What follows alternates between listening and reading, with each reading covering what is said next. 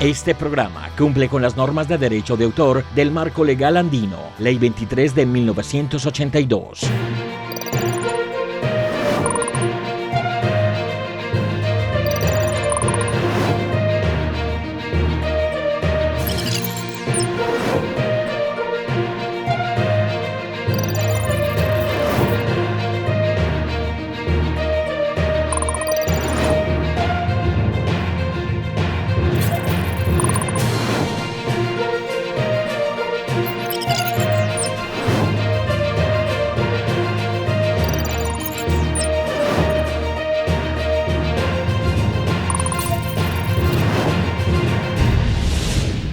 Damos la bienvenida a todos nuestros televidentes en Colombia y en el mundo a este programa Es Mejor Prevenir.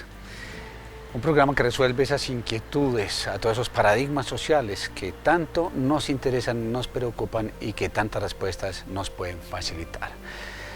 Hacemos una mención especial a la Casa de la Cultura Manuel Uribe Restrepo en el municipio de Envigado por brindarnos la posibilidad de estar en estas locaciones tan maravillosas. El día de hoy nos acompaña el doctor Diego Cardona.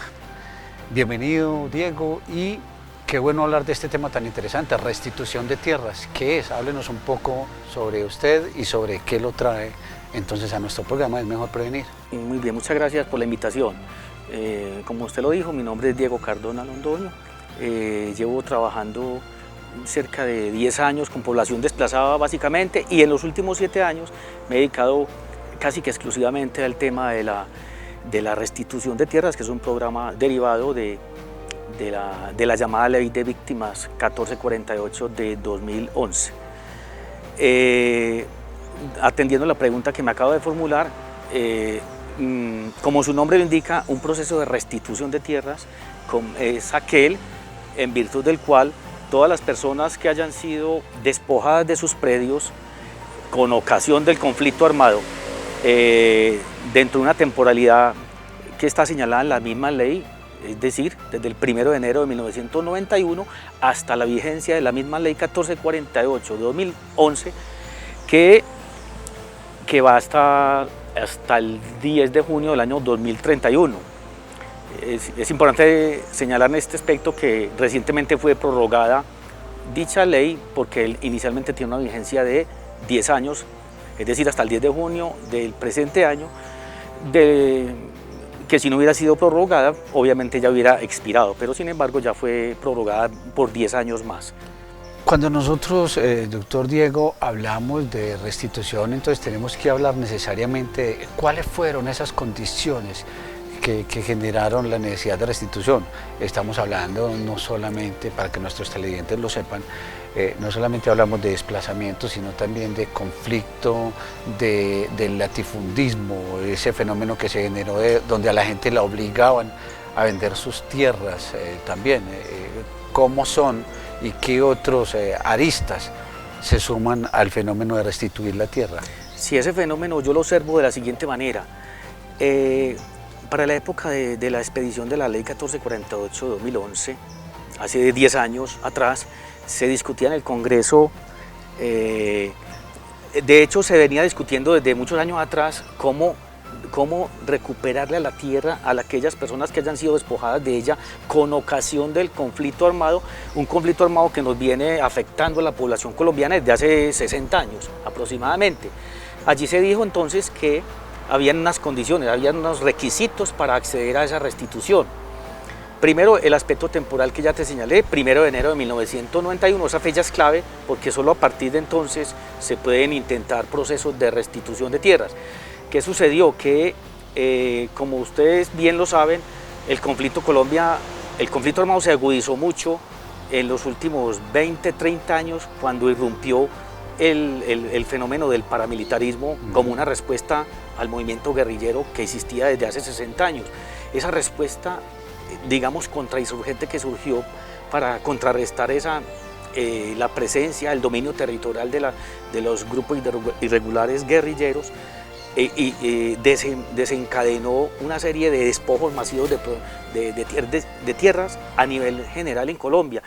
Es decir, esa fuerza surgió paralela al Estado, por eso se llaman paramilitares, para presuntamente disputar el territorio o sacar de los territorios a las fuerzas insurgentes. Sin embargo, eso generó que aprovechándose de la situación de violencia, de desplazamiento masivo de muchísimos municipios, eso lo que generó fue un despojo de tierras, no solamente por cuenta de los grupos insurgentes que ya operaban en Colombia, sino que con la respuesta paramilitar también se generó masivamente otros procesos de despojo de tierras. Doctor, y la pregunta es, ¿hay algún indicador, hay algún análisis cuantitativo de cómo se afectó el tema de la posesión de la tierra en Colombia? ¿Qué tanto territorio perdieron nuestros campesinos? Las cifras son demasiado contundentes. De hecho, hasta ahora la ley promete restituir los predios a todas aquellas personas que fueron despojadas, pero de tantos millones de hectáreas de tierras que han sido despojadas, hasta ahora no llegamos ni siquiera al 20% de los predios restituidos. Le pongo un ejemplo.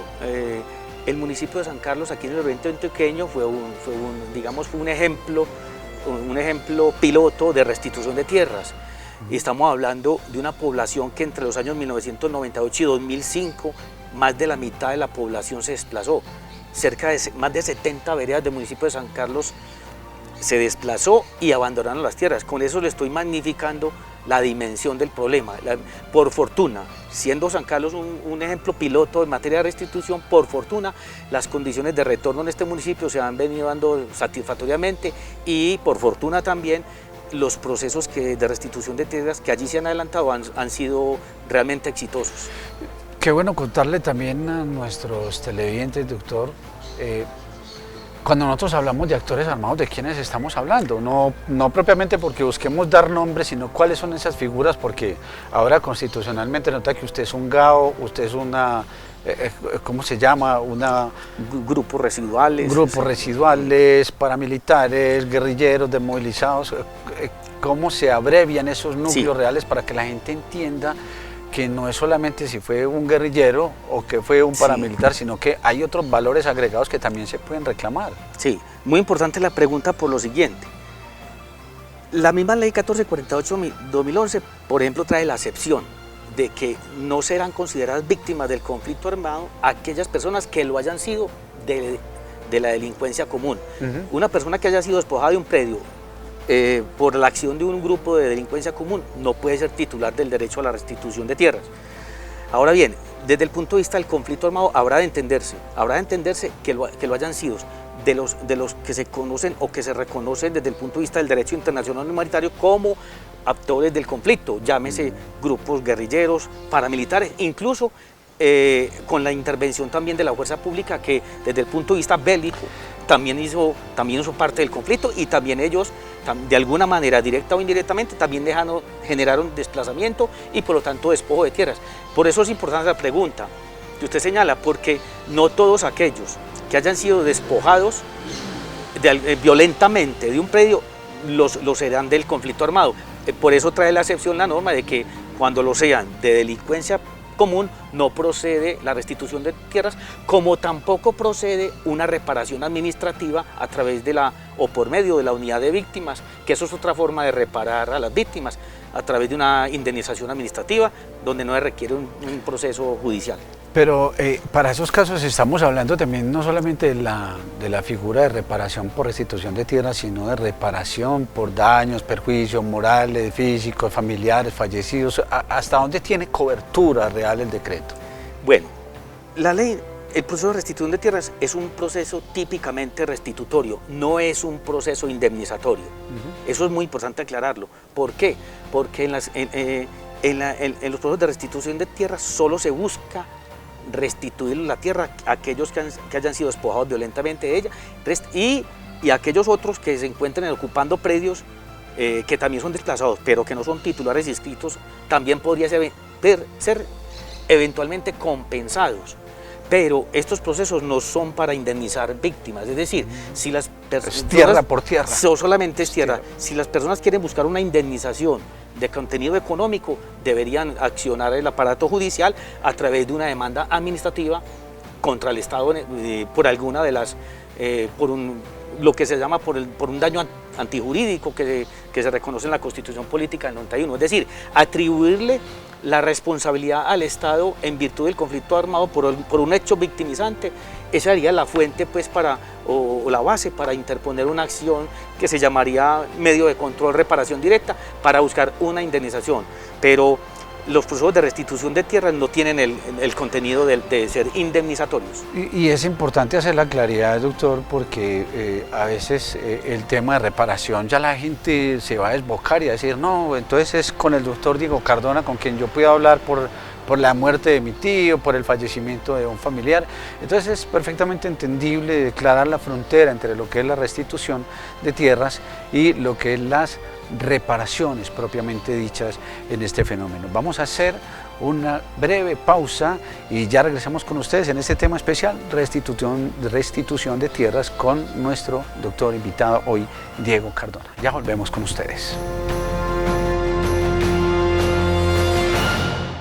¿Quién es el autor de la frase "divide y vencerás"? A. El emperador Julio César. B. El diplomático Nicolás Maquiavelo. C. La artista Yoko Ono. Buscando la respuesta descubrimos que nadie la sabe. Lo que sí sabemos en cambio es que gracias a quienes creen en esta idea, los colombianos vivimos divididos. Por ejemplo, los 4 millones de colombianos desplazados y despojados de sus tierras por el conflicto viven fragmentados entre el lugar al que llegaron huyendo y el hogar que fueron forzados a dejar. Ahora, ¿sabemos quiénes fueron los responsables de esta dispersión? Sí. Sabemos que los paramilitares fueron responsables del 55% de los despojos. La guerrilla fue responsable de un 17%. El Estado fue responsable de un 1%. El 21% restante fue consecuencia de los enfrentamientos y existe un 6% que aún no está definido. Pero ¿cómo llegamos a saber todo esto? Gracias a la Ley de Restitución de Tierras. ¿Quiénes pueden acceder a esta ley? A. Los colombianos obligados a vender sus tierras. B. Los colombianos amenazados y forzados a abandonarlas. C. Los colombianos que, afectados por la violencia, tuvieron que vender en condiciones injustas. D. Los colombianos que hayan sufrido todas las anteriores desde 1991 hasta hoy. La respuesta correcta es la D. Pueden acceder a la ley quienes hayan sufrido estas situaciones después del 1 de enero de 1991. ¿Sabemos cuáles han sido los resultados? Hasta diciembre del 2020, la Unidad de Restitución de Tierras ha recibido 127.962 solicitudes de restitución, presentadas por 99.198 colombianos. De estas solicitudes, el 6% se han convertido en restituciones efectivas, lo que quiere decir que el 94% aún están pendientes por resolver. Recordemos que los colombianos despojados son más de 4 millones. Por eso el plazo para presentar solicitudes, que inicialmente iba hasta junio del 2021, se extendió hasta junio del 2031. Esto quiere decir que tenemos otros 10 años para cambiar la frase "divide y vencerás" por "unir para vencer". Muchas gracias por continuar con nosotros en este su programa Es Mejor Prevenir, sobre este tema bien especial, restitución de tierras. Doctor Diego Cardona, nuestro invitado, ¿cuáles son esas categorías de desalojo, de despojos que tipifica precisamente la Constitución política? Muy bien. A ver, ya le había dicho al principio y quiero resaltar esta idea de que el derecho a la restitución de tierras es un derecho fundamental, reconocido por la Corte Constitucional desde hace más o menos unos 12 años, por ahí desde el 2008, incluso antes de entrar en vigencia la llamada Ley de Víctimas, que data del año 2011, desde mucho antes ya la Corte Constitucional empezó a hablar de que el derecho a la restitución como componente integral de la reparación integral de víctimas es un derecho fundamental. Ahora bien, de acuerdo a la pregunta que usted señala, existen para aquellas personas que pretendan recuperar sus predios de los cuales hayan sido despojados, habría que mirar en cuál de las categorías o las categorizaciones encaja. Entonces vemos que la ley trae básicamente 5 categorías de despojo de tierra. Una de las más frecuentes, se puede despojar un predio a través de un negocio jurídico, que es la más recurrente, que es aquellos negocios que se hicieron en aquella época por bajo precio, que la gente tuvo que vender los predios por huir del conflicto armado, dejando los predios abandonados y venderlos, pues, perdóname la expresión, por cualquier cosa.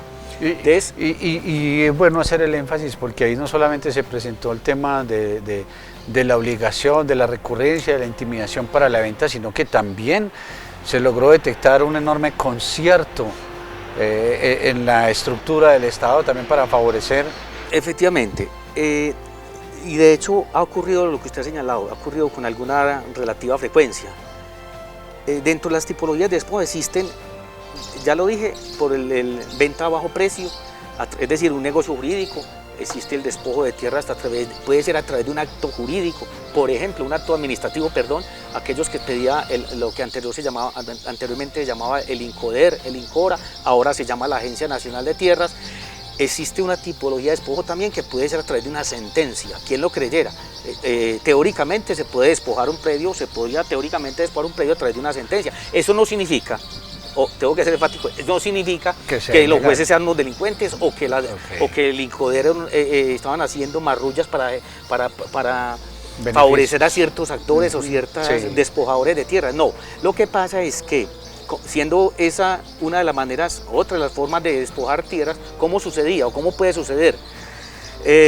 Puede suceder que, por ejemplo, una persona esté haciendo un proceso de pertenencia para adquirir la propiedad en el campo, al margen de un proceso de restitución de tierras, unos procesos que llaman de pertenencia.